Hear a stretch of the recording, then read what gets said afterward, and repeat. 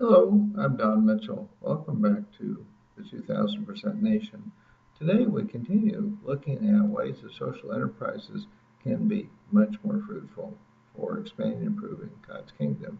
And our topic initially is going to be helping nonprofit and for-profit leaders to learn about the potential to make more breakthroughs in providing complementary exponential benefit increases for godly purposes by founding and teaming with others in social enterprises.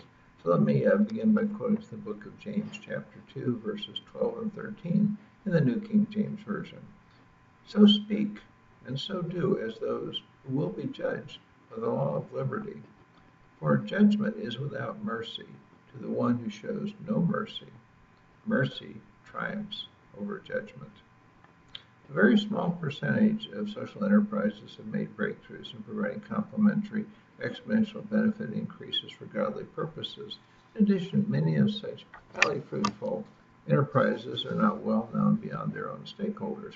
As a consequence of such limited awareness of what has been done, most of the potential to serve godly purposes through social enterprises is being ignored. Social enterprises that document and communicate their experiences of making complementary exponential benefit increases and the lessons learned will have larger influences than those that don't do so. Making that comparison, I'm reminded of how establishing the Malcolm Baldrige National Quality Award in the United States helped to increase interest in and the effectiveness of quality management for operations in businesses, healthcare, education, and nonprofit organizations there. All Baldrige Award winners were required to host site visits from those who wanted to learn from the award winners' experiences. And as a result of such visits, thousands of organizations shifted their attention and actions in more productive ways. Although highly fruitful social enterprises are not required to open their doors in the same way, it would be beneficial if they would all voluntarily choose to do so. Scholars and book publishers interested in social enterprises have made it easier to learn about the more fruitful practices through publishing research in articles and books. No doubt popular interest in the subject will ultimately grow, and it will become easier for those who are new to the field to locate such essential information about godly fruitfulness. Any exemplary social enterprises should also encourage leaders of for-profit and nonprofit organizations who want to establish social enterprises for godly purpose to serve as unpaid volunteers or to work as employees in the exemplary organizations.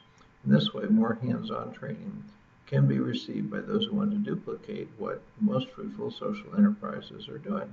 Think of this suggestion in terms of the differences between visiting McDonald's world headquarters for the first time to begin evaluating whether to become a franchisee and actually working at McDonald's Hamburger University to learn how to operate an effective franchise after purchasing one. Successful social enterprises can also help draw attention to new kinds of potential by creating still more social enterprises that serve different purposes from their original ones. For example, the Grameen Bank extended its scope beyond micro-lending and anti-poverty education to establish the Village Phone Program to help poor women in rural communities establish wireless payphone services. Those who studied this new program were later able to apply it in nations where the Grameen Bank did not operate. Teaming with those who are interested in serving godly social enterprises and lack the knowledge and experience to do so can be of even greater significance for helping leaders learn. That's exactly what happened when the Grameen Bank teamed with Group Danone.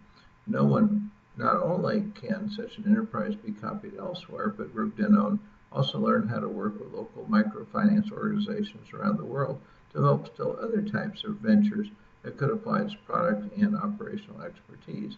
As a result, it's possible that a large increase in innovative breakthroughs by social enterprises could follow.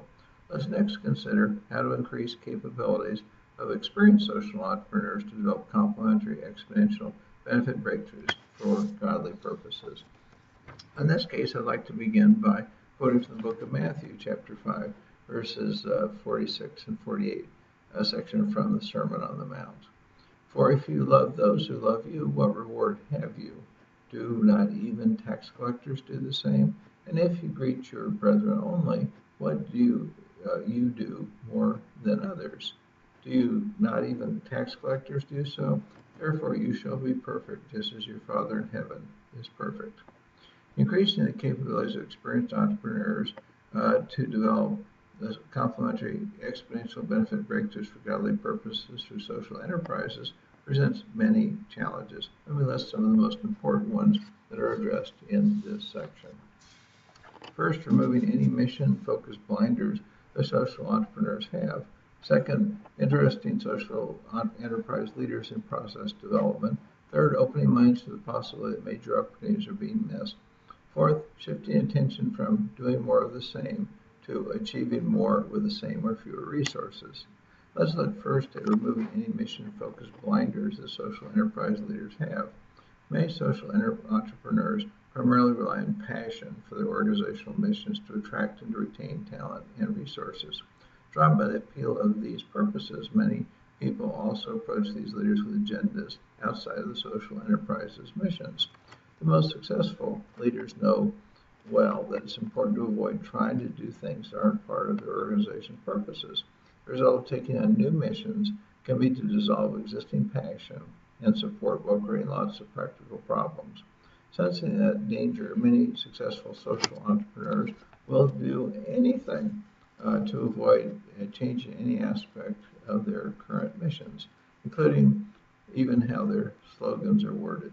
Consequently, such social entrepreneurs may well reject the notion of adding more benefits for stakeholders to justify concern about creating harm from shifting their missions. I agree that such concerns are valid and deserve to be seriously considered. Before making any changes, a social enterprise should carefully investigate how and when providing more benefits can be successfully added to its mission. Certified breakthrough tutors who specialize in working with social enterprises could be helpful resources for performing these investigations for drawing the appropriate lessons. Now let's consider the challenges of interesting social entrepreneurs in process development who have ignored that dimension of improving their organizations. The challenge can be quite large because it can require a huge change in focus. For example, I believe that research will probably show many social enterprises have innovated primarily due to having very few spelled out processes. Because those involved in such organizations often want to do better due to deeply held concerns about those who need benefits. Many people spend a great deal of time dreaming up ways to accomplish more. In the absence of rules saying that changes cannot be made, innovators quickly start applying their ideas. Some of the ideas work and some make a mess. Following either result, such organizations will then move on to trying other innovations that different people have created. Much progress, punctuated with occasional trauma and setbacks from innovation flops, will follow. In such innovative environments, processes can speed improvements by making successful innovations more effective and by putting some limitations on how much damage unsuccessful innovation attempts can cause. As an example, the former kind of improvement opportunity, innovation often includes many unnecessary complications, a great deal of custom work that has to be performed under pressure, and minimal automation. Studying how to make the innovation more efficient will almost always reveal useful simplifications, opportunities to make the innovation more efficient will almost always reveal useful simplifications, opportunities for rule-based actions that almost anyone can correctly take, and automation that speeds benefits being created while slashing costs and investments. As an example, the latter kind of improvement opportunity, review of process can be set up so that those who will be affected by the innovation can comment in advance on how to make the changes more effective before a trial begins. To interest social entrepreneurs in process development, someone needs to document how such work has benefited other social enterprises and to arrange for social entrepreneurs to observe what has been done and to hear about how those who are affected feel about the changes. In many cases, improving processes within a social enterprise will require delegating such development work to some of the organization with such interests and skills. Next, let's consider the delicate task of opening minds to the possibility that major opportunities are being missed. As background, let me share a story that Peter Drucker told me about his experiences as a consultant to the United States government during World War II. His assignment was to help some military contractors increase their output. On successive days, he visited two contractors who were producing identical items in nearby locations. The first contractor was highly efficient, producing a great many items with only a small percentage being faulty. The second contractor, by contrast, was making a mess, scrapping almost all of its production. When asked if they were aware of one another's practices, both companies indicated total ignorance. After the second company spent a few days doing what the first company was doing, the struggling contractor soon became almost as effective and efficient as the organization it copied. I believe that similar learning opportunities exist among social enterprises that are engaged in serving godly purposes. Of the social enterprise leaders I have met who are serving godly purposes, none have been aware of how effective or ineffective their results were compared to what others were doing in similar activities. After becoming aware of what others were accomplishing, many minds were quickly open to the possibilities of making useful changes. Social entrepreneurs would benefit from forming associations with those who engage in somewhat similar activities, from arranging for the associations to compare practices member organizations employ, provide suggestions for what practices should be improved and how to do so for each enterprise. Hopefully, any social entrepreneurs who read this chapter or hear my words will feel moved to do so. Certified breakthrough tutors who specialize in working with social enterprises can also help by suggesting to their students that such associations can be established for this purpose. In addition, social entrepreneurs need to open their minds to thinking about what's the most they can accomplish with available resources, often considering that most individuals, families, communities, regions, and nations need help or won't receive any benefits from their activities as they are currently provided. In many cases, it may be possible to deliver a more limited set of benefits of the type currently provided at a much lower cost and with reduced effort so that huge increases can be made in how many people are served.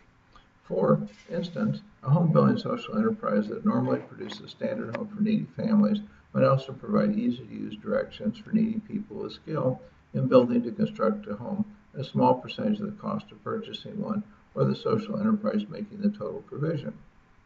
In other cases, an expensive part of what's being provided may deliver only a tiny part of the total benefit. In such a case, the expensive part might be left out. For example, many social enterprises that are funded by donors who sponsor an individual, a family, or a community or project incur major overhead costs in facilitating communications between donors and those served. Investigation might reveal that many donors and beneficiaries would be well satisfied with less costly ways of keeping track of how one another are doing. And so I hope that this has already begun to stimulate a great many thoughts in your mind, whether you're a social entrepreneur or you simply want to share these ideas with a social entrepreneur. I hope you'll come back soon as we're going to investigate the two other important aspects of how we can improve the effectiveness of social enterprises for expanding and improving God's kingdom.